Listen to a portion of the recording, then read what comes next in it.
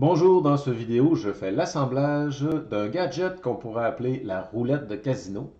Ce qui se passe, c'est très simple. Une chip 555 va envoyer un signal à l'autre chip qui contrôle les LED et chacune des 10 LED va s'allumer, chacun son tour, en faisant le tour comme ça parce qu'ils sont disposés en cercle.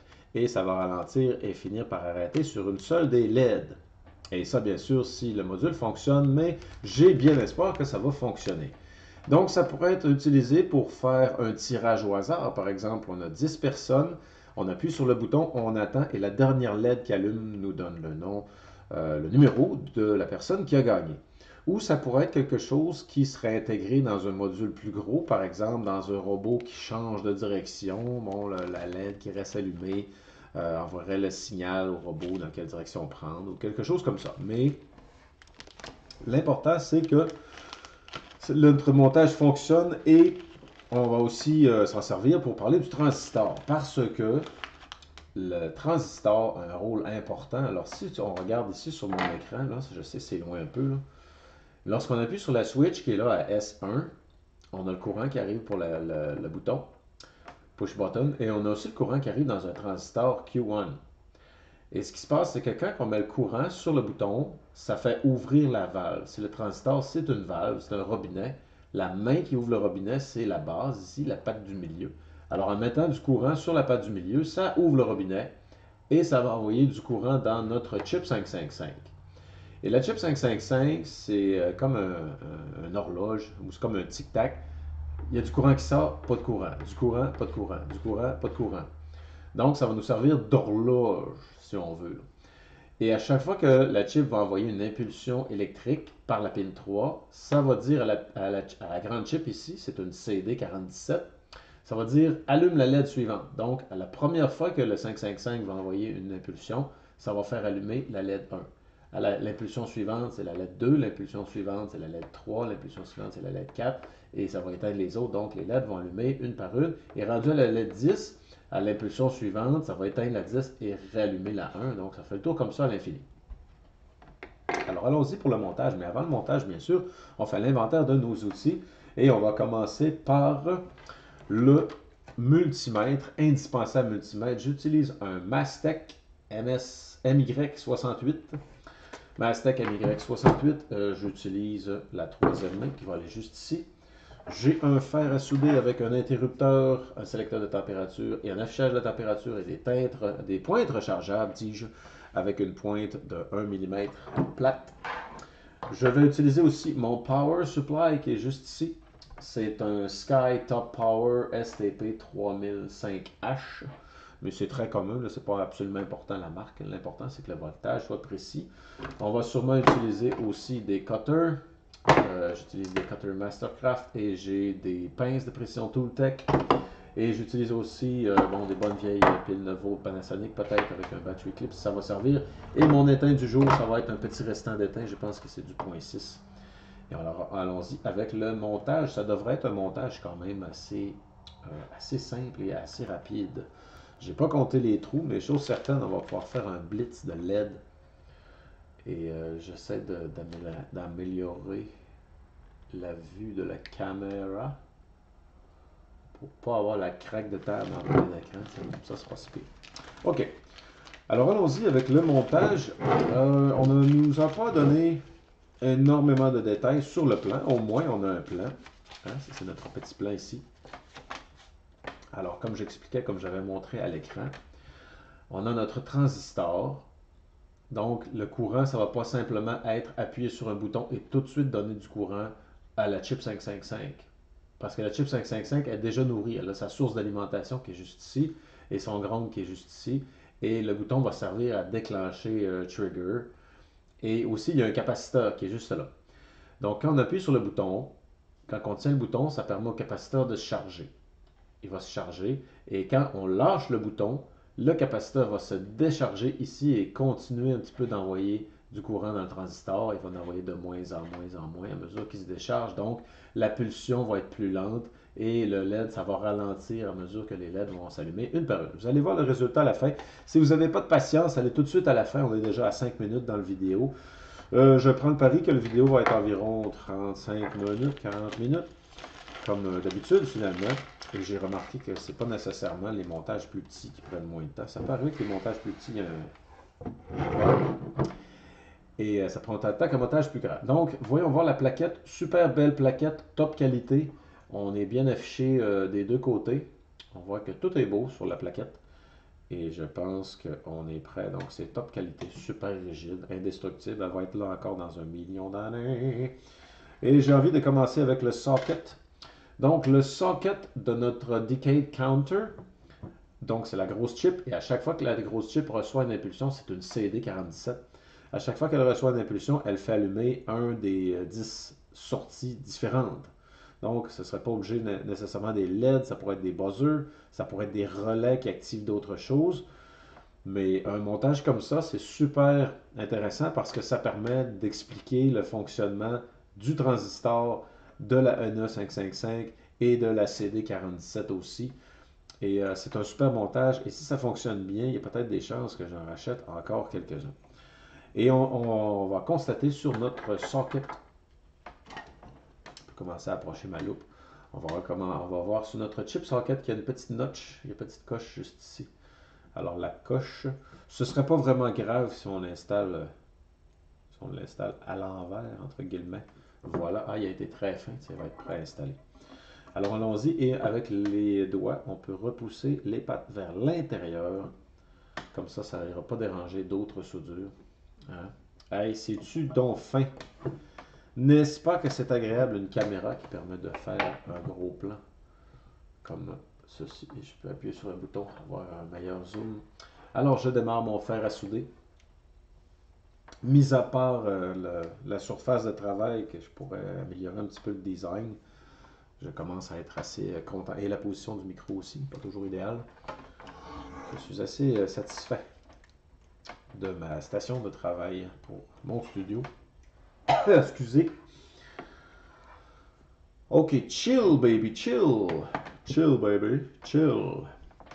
Alors allons-y. Est-ce que notre fer à souder a atteint la température optimale? Oh, on dirait. Allons-y pour les premières soudures. Et on commence les soudures. On est à 7 minutes 30.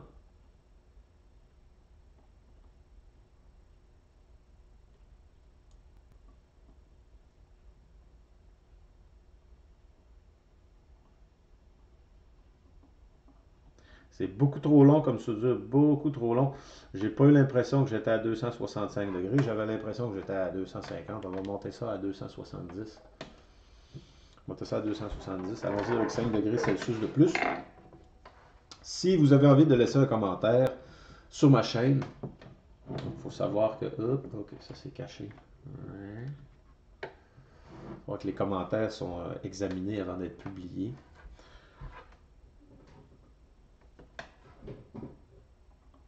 Alors, quand les personnes laissent des commentaires agréables et positifs, le commentaire apparaît sur la chaîne. Mais quand c'est des mots d'enfant, ben, le commentaire apparaît pas.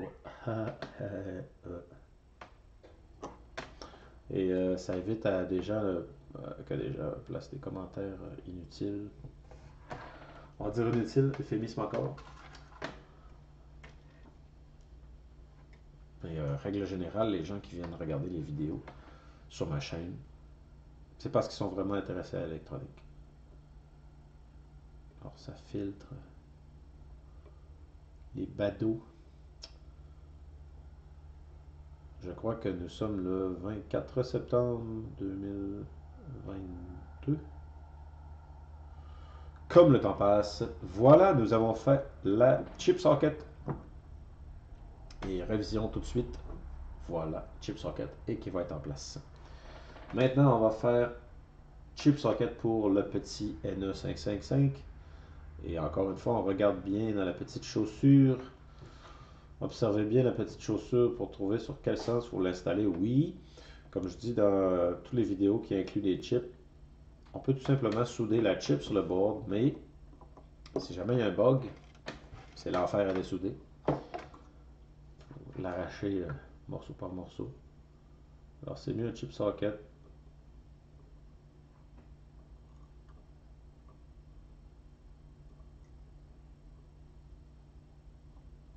Je donne des belles notes d'appréciation à ce montage parce que les anneaux sont de grande taille. Voilà, il y a vraiment des gros anneaux pour pouvoir souder et j'aime bien ça.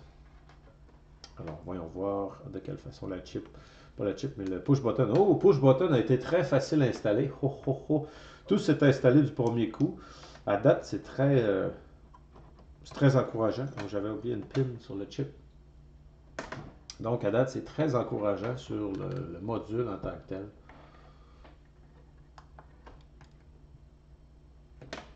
Très encourageant sur la qualité. Et je vais certainement prendre en note quelle est la compagnie qui m'a fourni ce beau module bien fait. Je pense que j'avais commandé justement 3 modules différents de cette compagnie en particulier. De ce fabricant ou revendeur. OK, on a installé 2 sockets. Et ça va vite, hein? Bon, on dirait que c'est beaucoup d'ouvrage quand il y a beaucoup de trous, là, mais ça s'installe.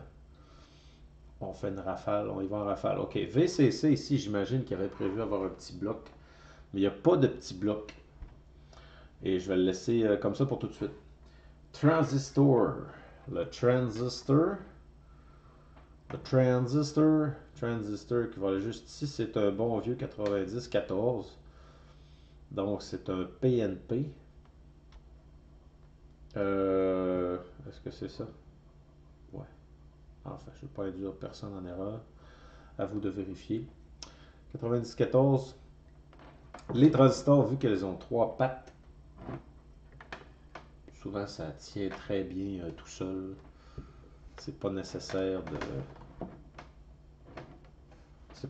de plier les pattes avant de les souder pour qu'ils restent en place dans le montage.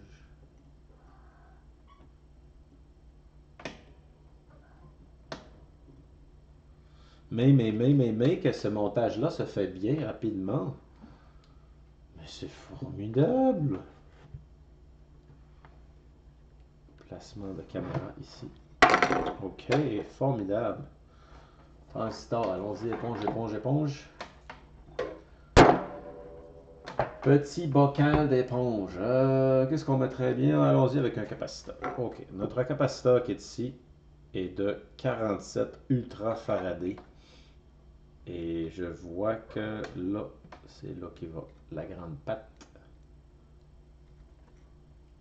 Like this. Hey, formidable. Capaciteur tient en place.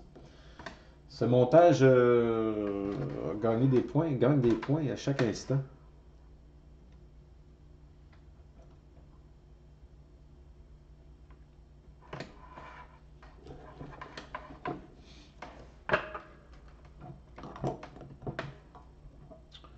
Et si ça va bien, je vais pouvoir m'en servir en classe aussi. J'ai 10 personnes qui sont volontaires à faire quelque chose. Chaque personne pige un numéro et on utilise le gadget pour déterminer la personne gagnante. Comme à la fin de mes cours, quand on fait l'activité que j'ai besoin de mon DJ, il y a 10 personnes qui veulent, je prends chacun un numéro et le gadget va choisir au hasard quelle personne va pouvoir venir faire le DJ. Cliquez sur le PowerPoint qui semble être un immense honneur.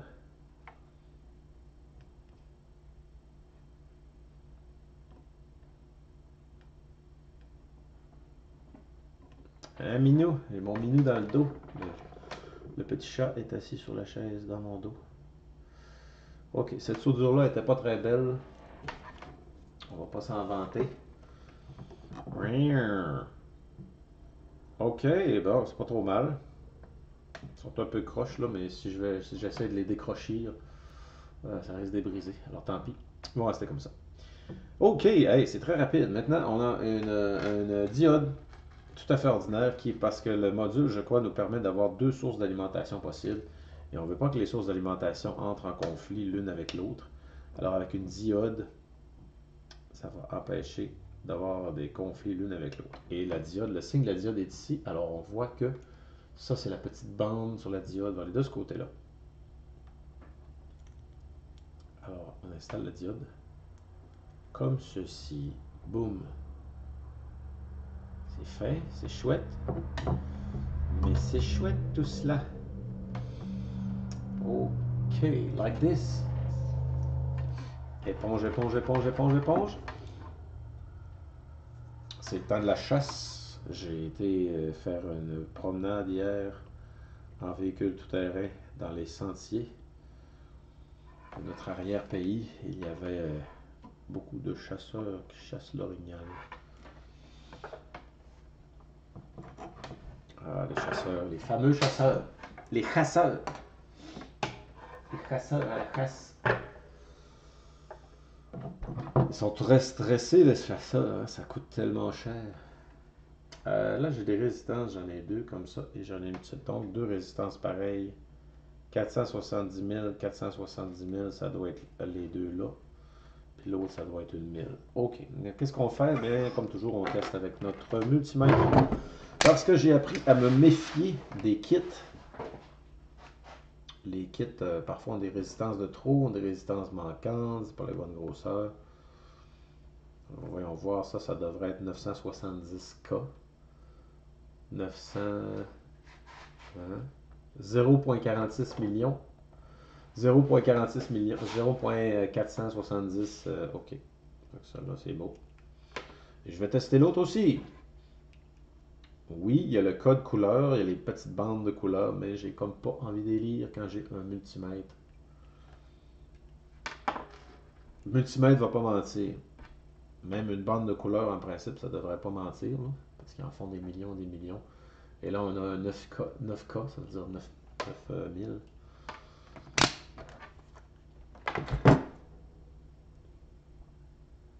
Alors, notre 9K va s'installer. Là, que c'est marqué 10K. Hein. Je regarde le module, mais parfois je regarde aussi mon écran d'ordinateur. Je regarde ici. Ou je pourrais l'envoyer sur l'ordinateur qui est juste en avant de moi, que j'utilise avec un Pi, mais la plupart du temps, je n'utilise même pas le Pi. Je devrais parce que la programmation sur Arduino, c'est beaucoup plus rapide sur le Pi. Surtout quand vient le temps de l'upload. Sur le Pi, c'est presque instantané. Sur ma plateforme Windows, ça prend une éternité, c'est frustrant.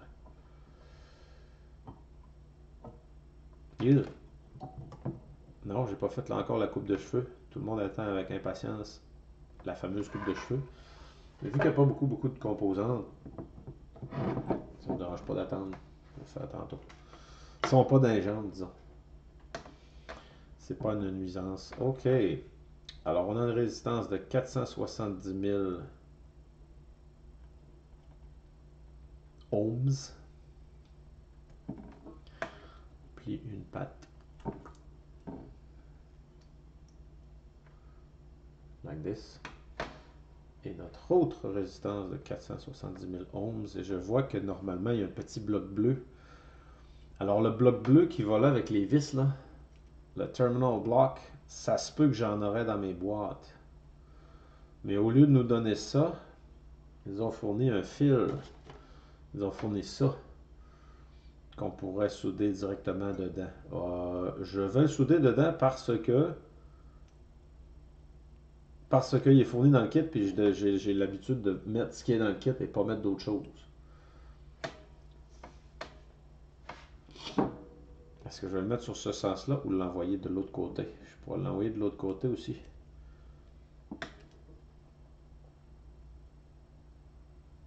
Ouais, je vais l'envoyer de l'autre côté parce que j'en ai envie. Et si jamais je décide de changer d'avis, ce sera toujours possible de le dessouder, de le mettre sur l'autre sens ou de mettre un petit bloc terminal d'un côté ou de l'autre d'ailleurs.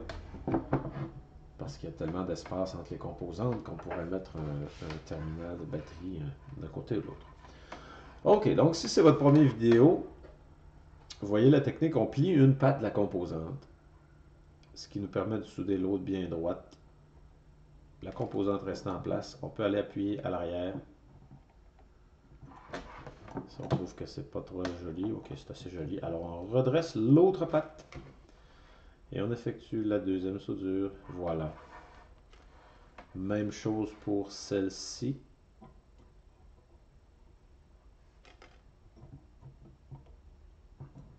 Ok, redresse la patte.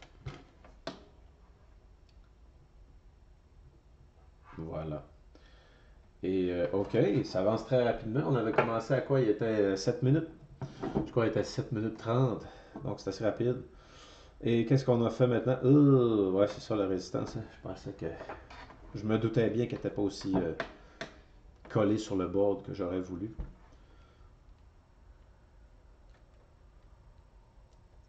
Ça brûle. Ça brûle le petit doigt. Oh, mon petit doigt. OK.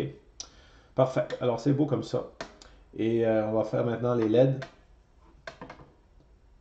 Donc les LED, c'est tout simple. Le côté assuré, c'est la patte négative. Ils ont même fait un dessin assez précis des LED, comment les connecter. Pour mettre tout le ground, qui ont fait un cercle avec le ground tout le tour. Non. Hmm. Vous savez ce qui est bizarre, c'est qu'il y a une LED qui a l'air à être connectée sur rien. La LED numéro 4, je me méfie. Je regarde comment le board est fait. À moins. Ok, ils l'ont passé sur le dessus. Ouais. Donc, la patte la plus courte va être celle-là.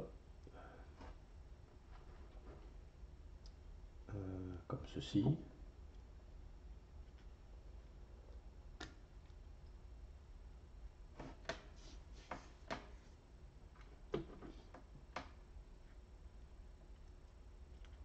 Ça devrait pas être trop long de tout souder ces LED-là back to back.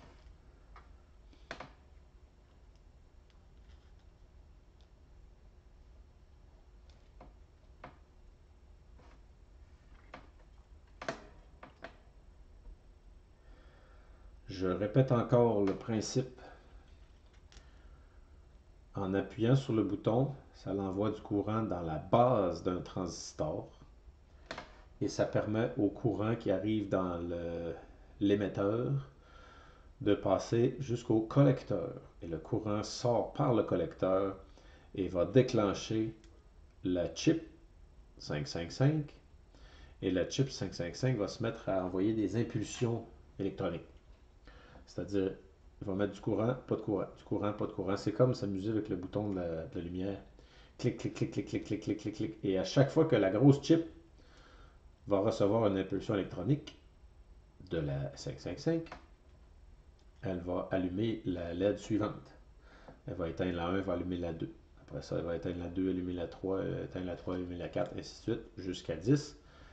Et ensuite, éteindre la 10 et allumer la 1, jusqu'à temps que ça arrête, qu'elle arrête de recevoir des impulsions électroniques.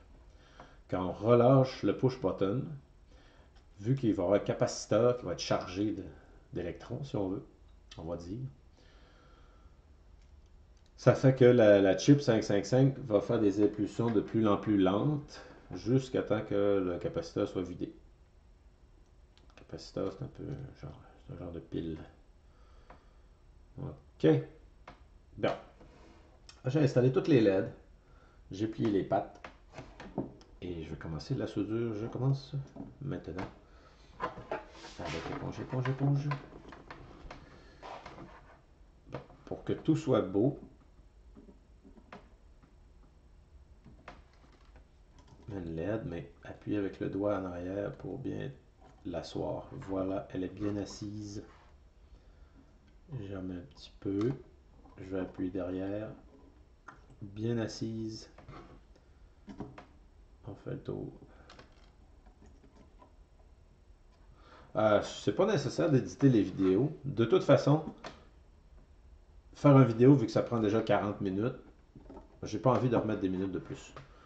Donc, les personnes qui veulent écouter le vidéo complet, ben, ils vont être tout au complet. Les personnes qui veulent sauter jusqu'à la fin, ils sont trois autres même jusqu'à la fin, ou qui veulent aller voir tel ou tel détail, si vous faites ce kit à la maison, vous avez trouvé ce kit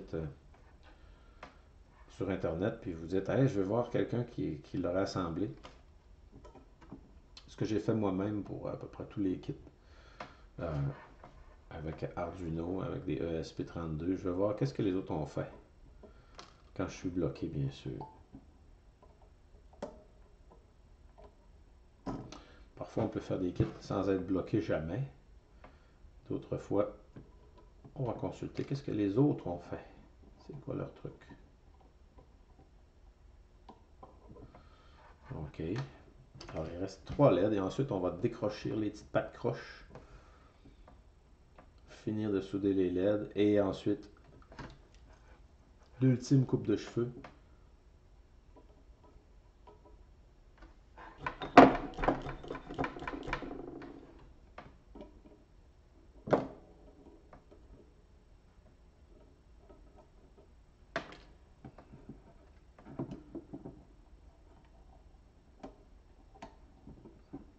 Vaut la peine de redresser les LED pour que ce soit beau.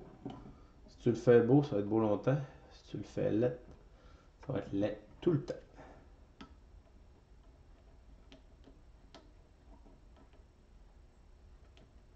Ok, voyons voir de ce côté-ci. C'est pas si mal. Peut-être qu'il y a une LED qui mériterait d'être redressée un peu plus.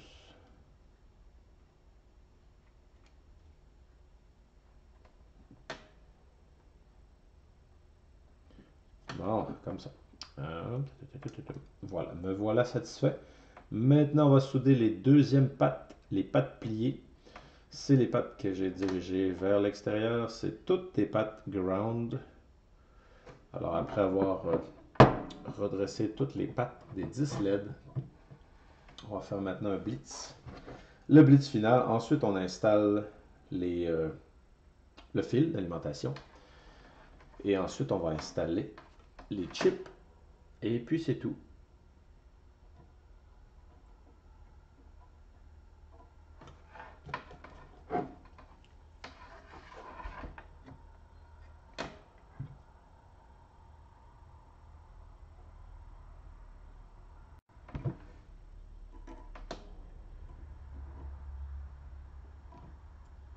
Les soudures sont pas très belles. Trop d'étain sur le fer.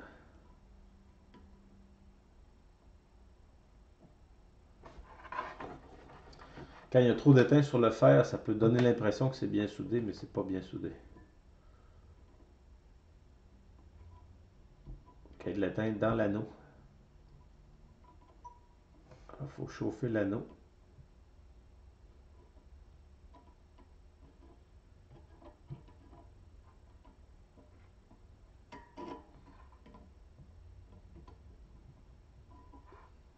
Il en reste une, il en reste une, il en reste une. La dernière, celle-là. OK! Phew! C'était pas trop long, 27 minutes, 20 minutes quand même. Ça bat des records. OK, alors le fil d'alimentation, je vois que le positif est de ce côté-ci et négatif de l'autre côté. Ils ont envoyé un fil, mais le fil, au lieu d'être rouge et noir, c'est rouge et brun. Donc on y est allé dans le cheap un petit peu. Je vais tout simplement le placer comme ceci. Donc je pourrais le mettre dans les pinces. Ouais. Go, go, go. OK. Placement webcam. Les dernières soudures, ensuite les chips, et ensuite on teste le module. Puis on ira voir avant c'est quoi le voltage. Ça doit être entre 0 et 6.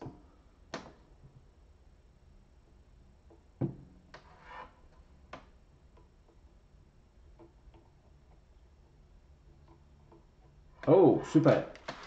Éponge, éponge, éponge, éponge, éponge, éponge, éponge, éponge. Fermer le fer à souder. Voilà. Alors, on a réussi le montage. Maintenant, qu'est-ce qu'on doit faire? C'est la coupe de cheveux.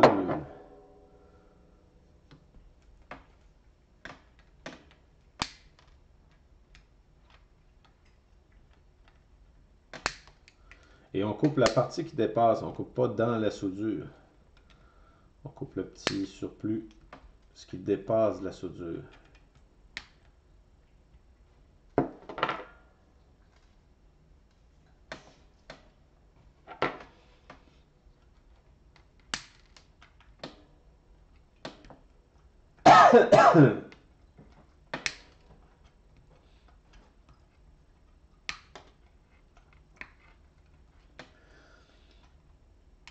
Avec la rentrée scolaire vient toujours le rhume scolaire.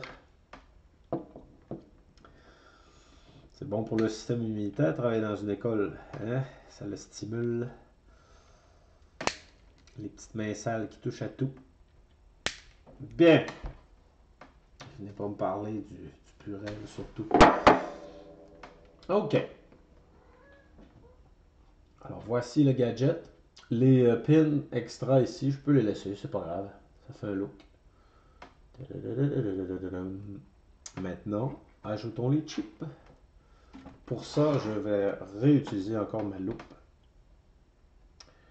Et on va regarder sur notre 555, on a la notch qui est située juste en haut. Donc elle va aller là.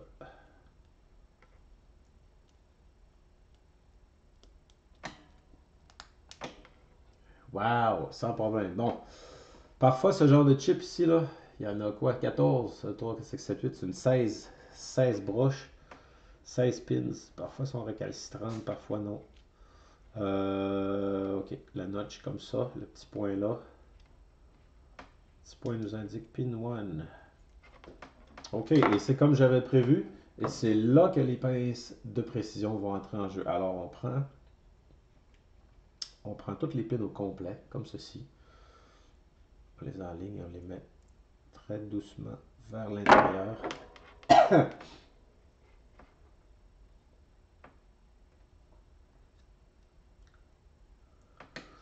C'est trop amené vers l'intérieur. On le ramène vers l'extérieur. Ok.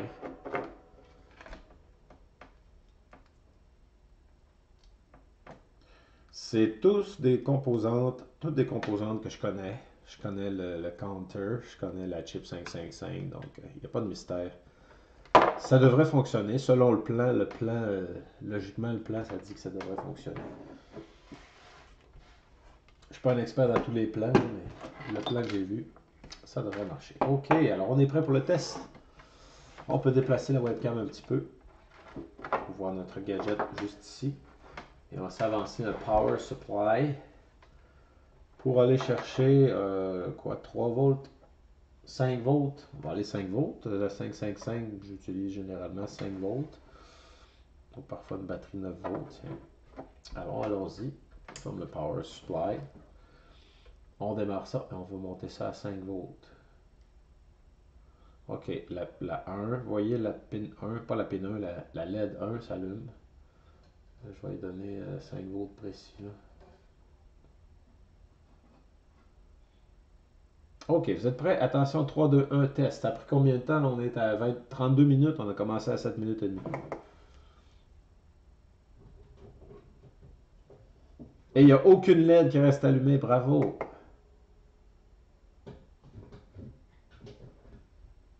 Et il n'y a aucune LED encore qui reste allumée.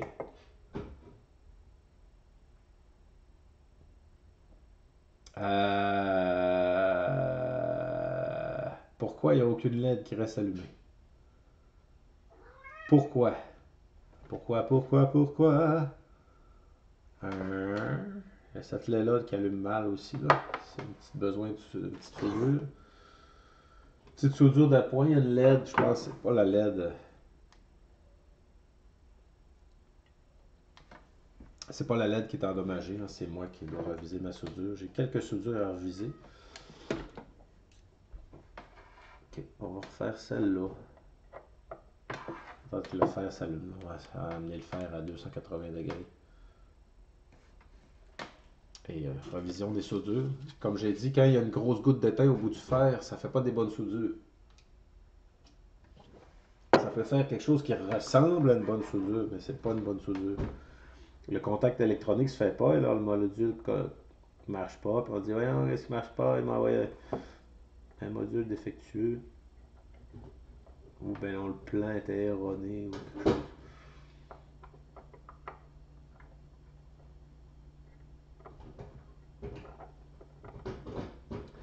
Ok, alors là ça m'indique.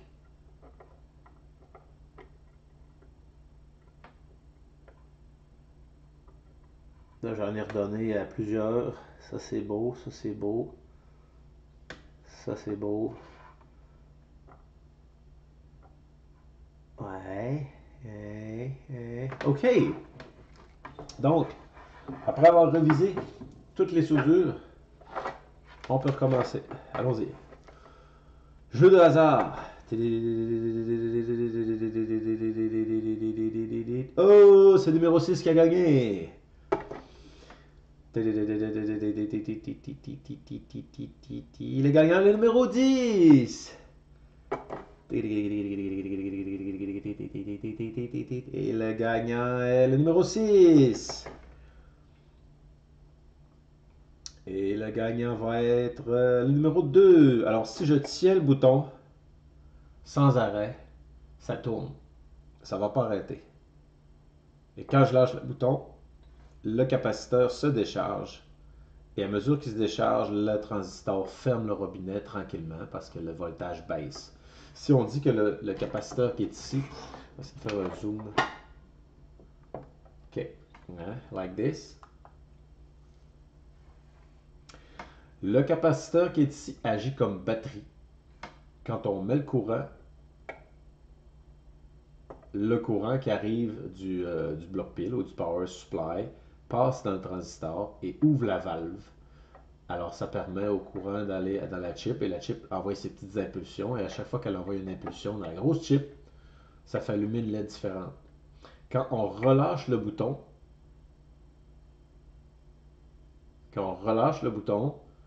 le capaciteur va se vider tranquillement au travers du transistor et c'est lui qui va fermer la valve. Elle va fermer tranquillement. Donc, l'impulsion va arriver de moins en moins. Il va y avoir de moins en moins d'impulsions.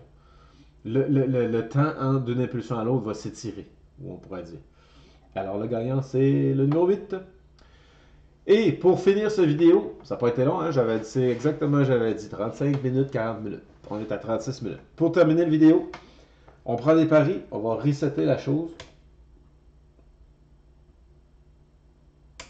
Là, ça devrait être la 1 qui allume, non? Si j'enlève ça. OK.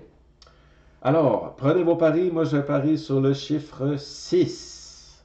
C'est fait. 3, 2, 1. Et bonne chance!